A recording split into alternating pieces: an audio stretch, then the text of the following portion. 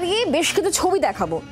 এখন বর্ষাকাল, বৃষ্টি চলছে টানা, এবং এই বৃষ্টিতে কোন কোন রাস্তার কি কি অবস্থা সেটা একবার দেখলেই বুঝতে পারবেন এই বাংলার কি হাল। বছর বদলাচ্ছে, রাস্তার হাল কিন্তু একই থাকছে। প্রথমে দেখুন 2 বছর আগের ছবি।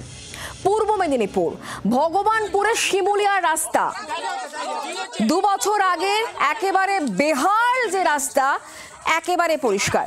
রোগী নিয়ে যেতে হচ্ছিল বাঁশের দোলনা করে। কি অবস্থা একবার ভেবে দেখুন। এই হলো ছবি পূর্ব মেদিনীপুরে ভগবানপুর শিমুলিয়ার রাস্তা, দেখতে পাচ্ছেন 2 বছর আগের বেহাল ছবি। আর এবার যে ছবি আপনারা দেখতে পাচ্ছেন, রাস্তাটি কয়েক হাজার গ্রাম বাসিন্দাদের কাছেই কিন্তু একটা প্রধান ভরসার রাস্তা। নিত্যযাত্রীদের চরম ভোগান্তির শিকার হতে হয়। দোলনায় করে যেখানে রোগীকে নিয়ে যেতে হচ্ছে শেষমেশ, সেখানে রাস্তায় ধানের চারা পুঁতে বিক্ষোভও দেখিয়েছেন। তাহলে 2 বছর বাদে পরিস্থিতির কি কোনো রকম বদল হলো কি হলো না, আমরা জানবো, কথা বলবো। আমরা বিষয় নিয়ে আরো জানবো, কথা বলবো। কিরণ এই মুহূর্তে আমাদের সঙ্গে রয়েছেন, আমাদের প্রতিনিধি সরাসরি। কিরণ, কি অবস্থা? 2 বছর আগে রোগীকে একেবারে দোলনায় করে নিয়ে যেতে হচ্ছে, কাঁধে তুলে নিয়ে যেতে হচ্ছে, রাস্তার এতটাই বেহাল অবস্থা। বছর তো ঘুরলো, 2 বছর হয়ে গেল, রাস্তার বদল কি হয়েছে নাকি একই?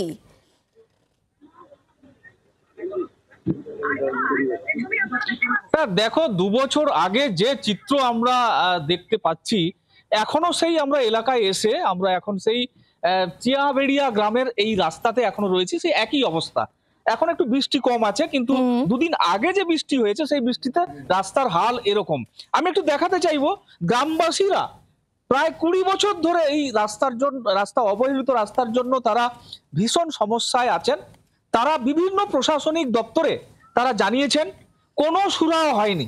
ভোট আসে, ভোট যায়, রাস্তার মাপযোগ হয়, কিন্তু রাস্তা যেই রাস্তা সেই রাস্তায়। আমি একটু দেখাতে চাইবো, গ্রামবাসীরা এখনো পর্যন্ত তারা বিক্ষোভ দেখাচ্ছেন, নিঃশব্দ একটা বিক্ষোভ। একটা চারা গাছ লাগাচ্ছেন, তারা কচু গাছ, ধানের চারা রোপণ করছেন এবং বিভিন্ন ধরনের গাছ, কলা গাছও রোপণ করছেন রাস্তাতে। মহিলারা তারা বিক্ষোভ দেখিয়েছেন, রাস্তা অবরোধ করেছেন, টায়ার জ্বালিয়ে বিক্ষোভ দেখিয়েছেন, গাছের গুঁড়ি ফেলেছেন, না কোনো কাজ হয়নি।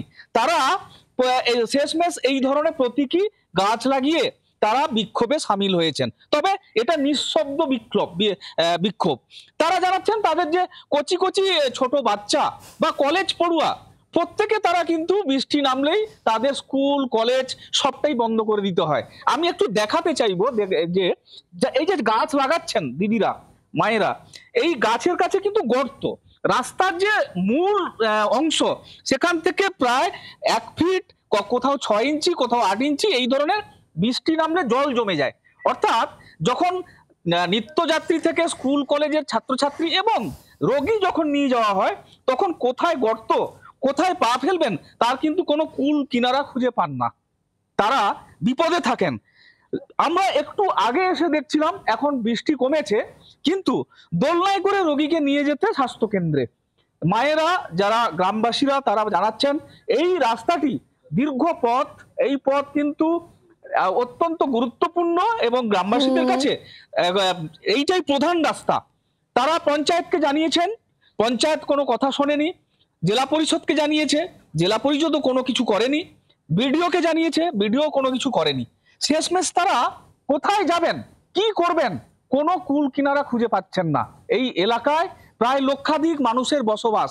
তারা যেটা জানাচ্ছেন, সেই মানুষজন চরম বিপদের সম্মুখীন হয়ে থাকেন। এই দেখতেই পাচ্ছ, এখানে তারা গাছ লাগাচ্ছে, দোলনায় করে রোগীকে নিয়ে যেতে হচ্ছে।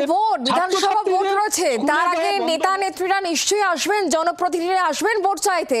তখন কি গ্রামবাসীরা তাদের বক্তব্য তাদের কাছে স্পষ্ট করে জানাবেন? কিছু কি মনে হচ্ছে সুরাহা হবে বলে?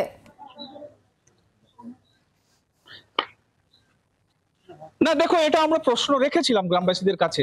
তারা জানাচ্ছেন 20 বছর ধরে তারা বিভিন্ন ভোট দিয়েছেন, এবার ভোট চাইতে আসলে তারা ভোট বয়কট পর্যন্ত করবেন, এমনটাই তারা অভিযোগ জানিয়েছেন।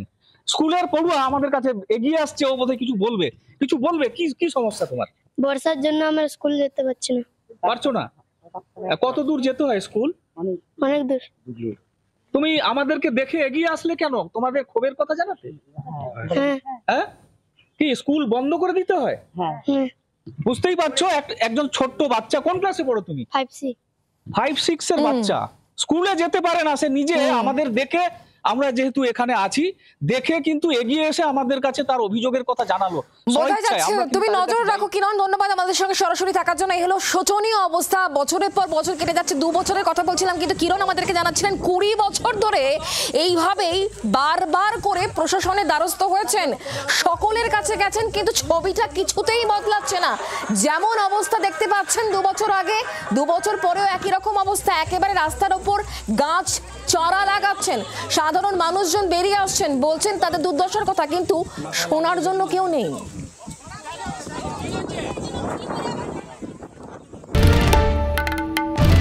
বাংলার আওয়াজ, বাঙালির আবেগ, জি 24 ঘন্টা।